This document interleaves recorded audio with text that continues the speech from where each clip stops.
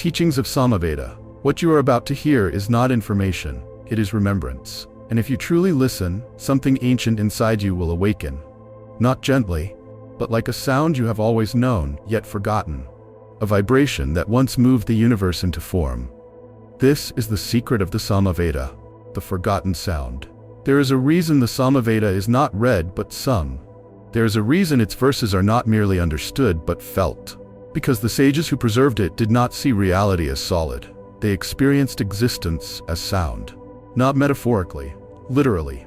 They knew something that the modern minds are only beginning to rediscover. That everything you see, everything you touch, everything you call real, is vibrating, is resonating, is singing. And the Samaveda is the manual of that cosmic song. But listen carefully, this is where most people misunderstand. The Samaveda is not just ancient scripture. It is not a religious artifact. It is not a book to study. It is a technology of consciousness. A system designed to tune the human being back into alignment with the universal frequency. And here is the question you must ask yourself. What happens when you are out of tune? Chaos, anxiety, overthinking, suffering. But what happens when you return to the original vibration? Peace, clarity, power, creation. The seeker who could not find silence. Let me tell you a story. There was once a seeker who had read every sacred text. He studied philosophy, he practiced meditation, he renounced comfort, yet his mind would not stop. Thoughts chased thoughts, noise layered upon noise, and one day, in frustration, he went to a master. He said, "I have done everything.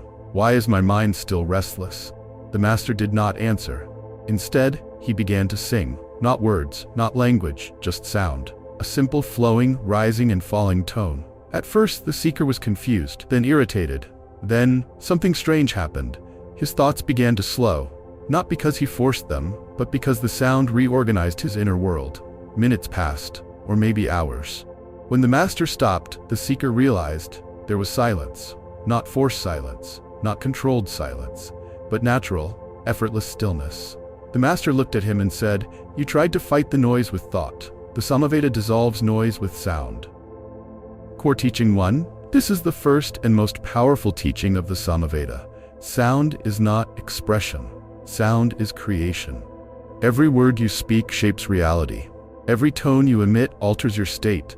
Every frequency you carry influences the world around you. And yet, most people speak unconsciously.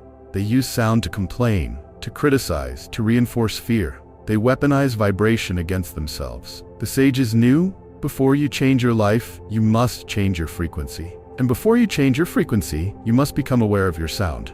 Not just external sound, but internal sound. Your thoughts are sound. Your emotions are sound. Even your identity is a pattern of repeating vibrations. So ask yourself, what are you singing into existence? Right now. Not later, not after this video, right now. Listen. Not to me. To yourself. What is the tone of your inner voice? Is it rushed, heavy, fearful? Or is it calm, steady, expansive? Because that tone is shaping your entire life. The power of chanting. The Samaveda teaches that certain sounds, when repeated with awareness, have the power to rewire consciousness. This is the origin of chanting. But understand this deeply. Chanting is not repetition. It is alignment. When you chant, you are not trying to achieve something. You are tuning yourself, like an instrument. And when the tuning is correct, something extraordinary happens. You stop trying to control life, and life begins to flow through you. This is why ancient rituals emphasized melody, because melody carries emotion, and emotion amplifies frequency, and frequency shapes reality. The king who lost his power. There was once a king who ruled a vast kingdom. He had wealth, he had armies, he had influence, yet he felt powerless. Why? Because his mind was chaotic, his decisions were clouded, his presence lacked authority. One day, a sage visited him. The king demanded, "Give me power." The sage smiled and said, "You already have power. You have lost your song." Confused, the king asked for guidance. The sage taught him a simple chant from the Samaveda. At first, the king resisted. "This is too simple," he said. But he practiced, day after day. Slowly, his voice changed. Then his breath changed. Then his posture changed. Then his mind changed. And eventually, his presence transformed. He no longer needed to assert authority. He radiated it, because he was no longer out of tune. He had become resonant. Resonance. This is the hidden key. Everything in existence responds to resonance. When two frequencies align, they amplify each other. When they clash, they create disturbance. So when you feel disconnected from life, it is not because life is against you. It is because you are out of resonance with it. The Samaveda is not about controlling the world. It is about harmonizing with it. And here is the paradox. When you harmonize with life, you gain more influence than when you try to control it. You were not born to struggle endlessly. You were not born to live in constant noise. You were not born to feel disconnected from your own existence. You were born as a note in the cosmic symphony, unique, necessary, powerful. But somewhere along the way, you forgot your sound. You started imitating others. You started suppressing your voice. You started living out of tune. And the result is suffering. Not because life is broken, but because the song is forgotten. Pause. Feel that space between thoughts. That is where the Samaveda lives. Not in the words, but in the vibration beneath them. The sages understood something profound. Sound is carried by breath, and breath is the bridge between body and consciousness.